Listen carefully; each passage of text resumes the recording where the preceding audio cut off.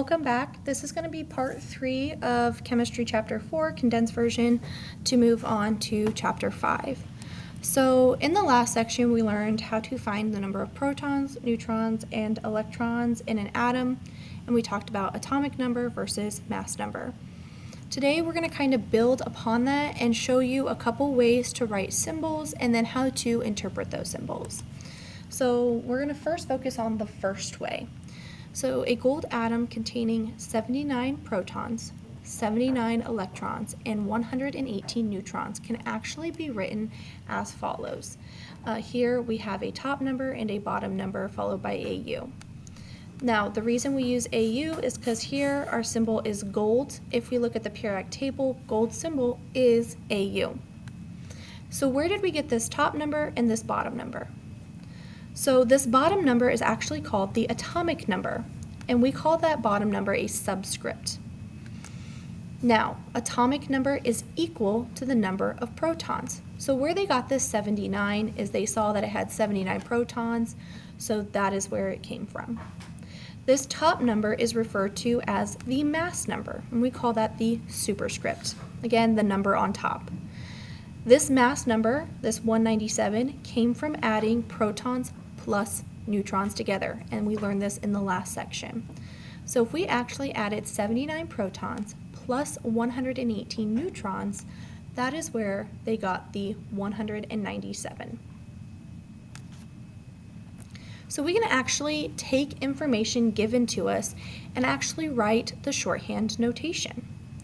So here, how would you write a sodium atom containing 11 protons, 11 electrons, and 12 neutrons in this shorthand notation?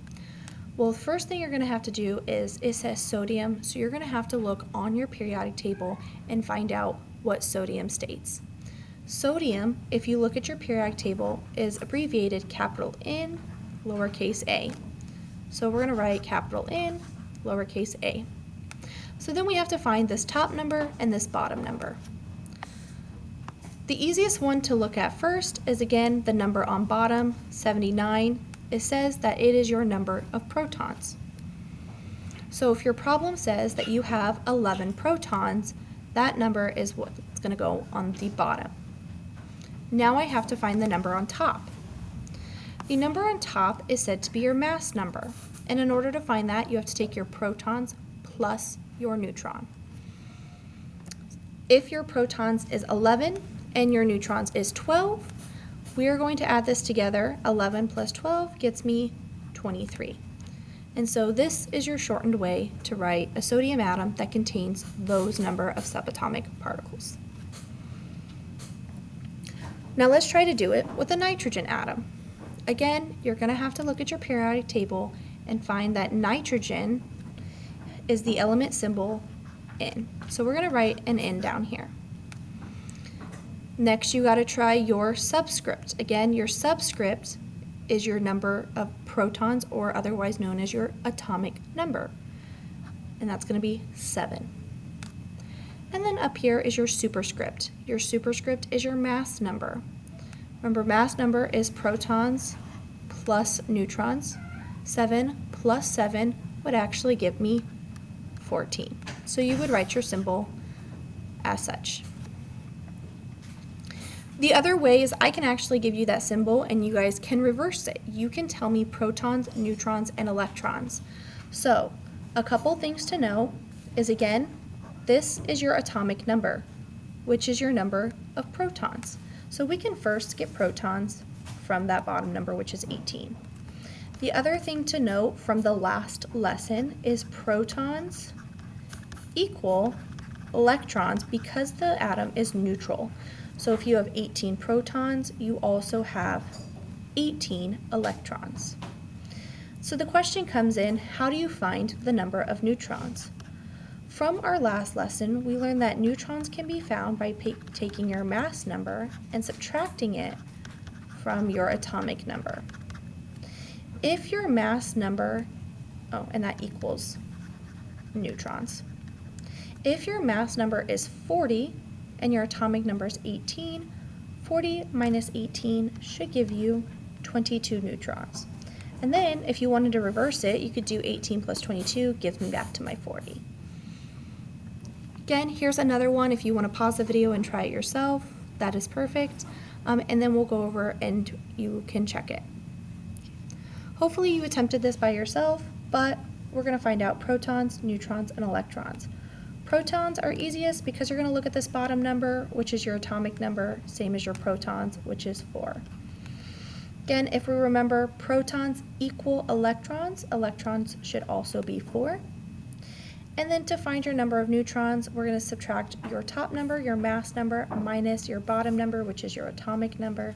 9 minus 4 should get me 5. Hopefully you got those right.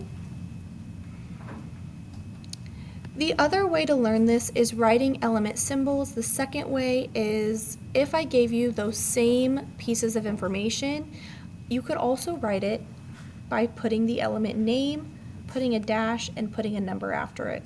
And that number, 197, is actually equal to the mass number. So this number right here is the mass number. In case you need a gentle reminder again, mass number is protons plus neutrons.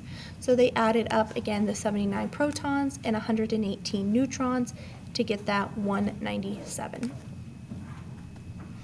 So how would you write the shorthand notation in the second way if you said that you had an atom containing 12 protons, 12 electrons, and 12 neutrons? Well, first you're going to have to ask yourself, it doesn't tell me what is the name of this atom.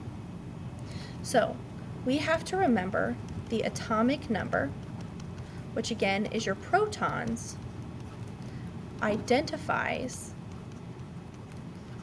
an element.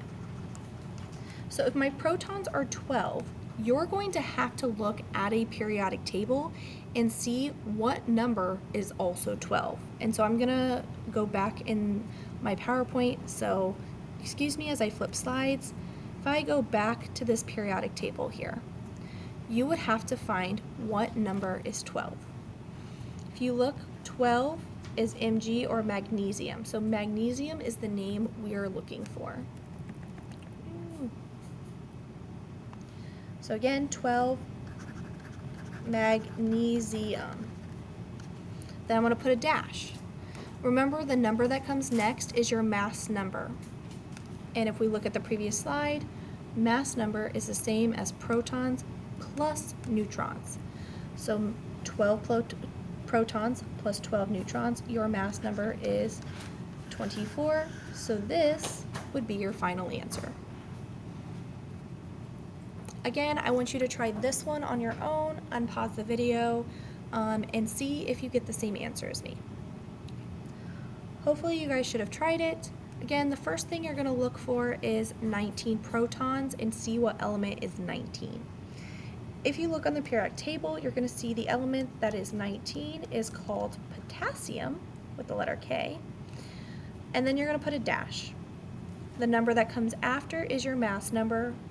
Mass number is protons plus neutrons, so 20 plus 19, you should have gotten 39. So potassium 39 would be the shorthand way to write that.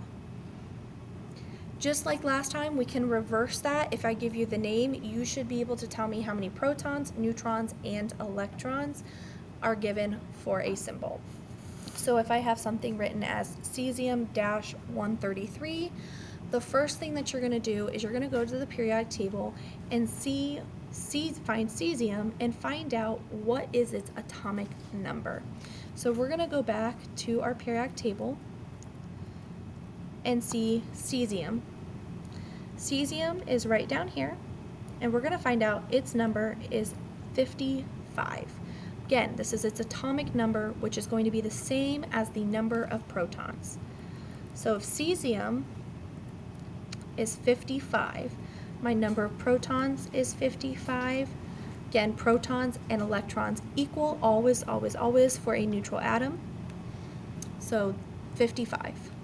So again, neutrons, you're going to have to find it. Neutrons is mass number minus atomic number, or again, your protons. This right here, this 133, is your mass number. So if I take 133 minus my atomic number, which is 55,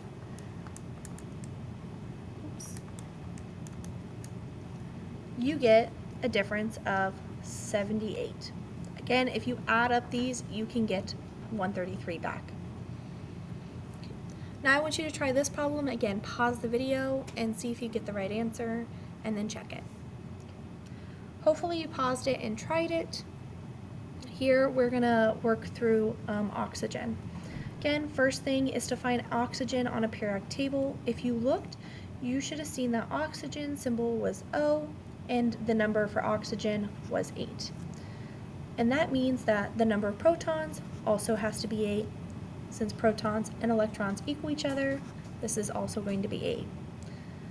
To find neutrons, you're going to take our mass number, which is 16, minus protons, which is 8, and you should get a difference of 8. So for oxygen 16, we have 8 protons, 8 neutrons, and 8 electrons. To finish out the section, there were some math that we did later on in this chapter, but I'm just going to make you guys know the definitions so you don't have to solve for the math. One of those definitions is an isotope. Isotopes are atoms, so I should also specify these are the same atoms. They will have the same number of protons. So if I look at this picture down below, they're all neon, and notice their protons are all 10. But the number of neutrons differ and the mass numbers differ. So for example, the first isotope has 10, the second one has 11, and the third one has 12. And notice the mass number 22, 21 versus 20. Isotopes again are the same element, but they differ in the number of neutrons. The last definition I want you to know moving forward is the atomic mass of an element. It is defined as the weighted average mass of an atom of an element. In other words, since isotopes have different masses, we take the average mass of all these different isotopes, and we slap a unit on it called AMU, atomic mass unit. Atomic mass, since it's taking the weighted average of all of those atoms in that element, is usually found on periodic tables. On your periodic table that I hand out in class, it is typically found underneath the element symbol. Again, it's labeled atomic mass. Here, carbon is about 12.011. So, in class, we did learn how to calculate that, but I do not need you to know that moving on to chapter 5, so I just need you to know the definition. And that's the end of today's lesson. If you have any questions, please let me know, and I hope you guys have a great day.